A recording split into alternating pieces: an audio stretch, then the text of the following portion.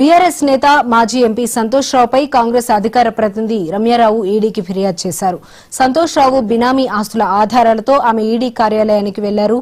ED కార్యాలయంలో పలు కీలక పత్రాలు అందించిన రమ్యారావు సంతోష్ రావు బినామీ ఆస్తులపై విచారణ జరపాలని విజ్ఞప్తి చేశారు.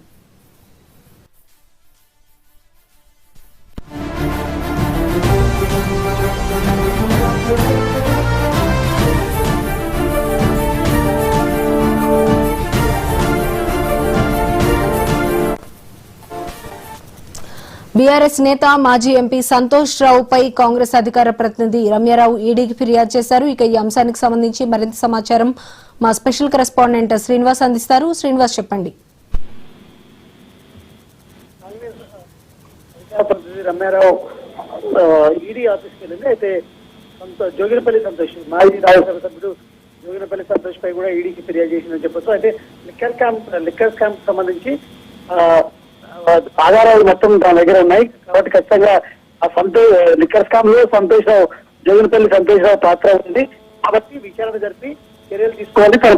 తన దగ్గర జోగినపల్లి సంతోష్ రావు లిక్కర్ స్కామ్ లో ఉన్నటువంటి ఆధారాలు అన్ని ఉన్నాయంటూ కూడా ఆమె కాపీస్ తీసుకొని వచ్చి ఈడీకి అందజేసింది. ఈ నేపథ్యంలో కూడా ఈడీకి ఫిర్యాదు చేసిన తర్వాత అనంతరం కూడా ఆమె మీడియాకి సంబంధించిన ఒక వీడియోని కూడా విడుదల చేసింది. మీడియాతో మాట్లాడుతూ ఈ నేపథ్యంలో కూడా జోగినపల్లి సంతోష్ రావు లిక్కర్ స్కామ్ లో భాగస్వామ్యం ఉన్నాడు కాబట్టి ఆయన విచారించి ఆయనపై చర్యలు తీసుకోవాలని కూడా ఇప్పటికే కోరినట్టు కూడా తెలిపారు. అయితే రమ్యారావు స్వయంగా మాజీ ముఖ్యమంత్రి కేసీఆర్ అన్న కూతురు కావడం, అదేవిధంగా జోగినపల్లి సంతోష్ కూడా సమీప బంధువు కావడం అనేది ఇప్పుడు చర్చానీయాంశంగా మారిందని చెప్పొచ్చు.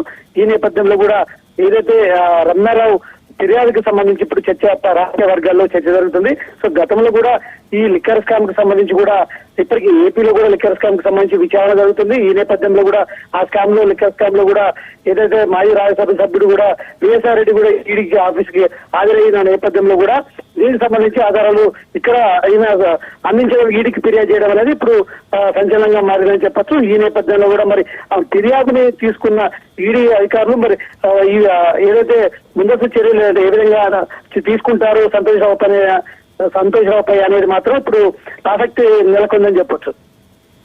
Thank you Srinivas.